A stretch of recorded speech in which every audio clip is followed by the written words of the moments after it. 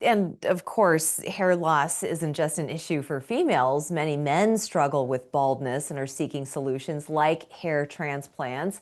And you had mentioned elite graft. What is the difference between elite graft and traditional hair transplant methods?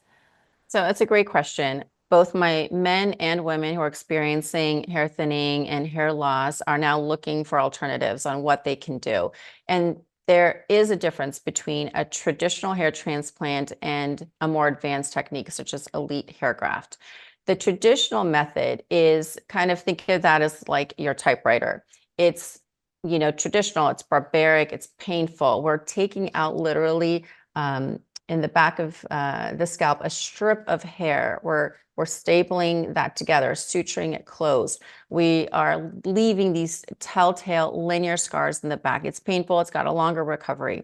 Versus more advanced techniques such as elite graft. It's more advanced. We use innovative technologies that literally, it's all done under local anesthesia, so patients are very comfortable. We basically take out a hair follicle at a time and transplant it into the areas of interest in a very natural way. It is an art also to make sure that everything is lined up so that it looks natural and not done.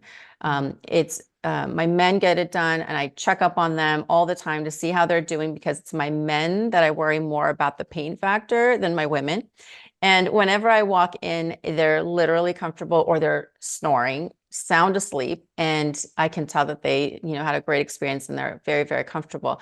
So this is why patients from all over the world have come to see us because we truly have the advanced techniques. We are the iPhone of hair restoration and hair transplantation. And hair is a very, very personal thing for both men and women. It's part of their identity. I had a patient who they were at a party and someone had taken a picture of, the party scene and they happened to see themselves on the photo and they couldn't believe it. They were asking like, who is that?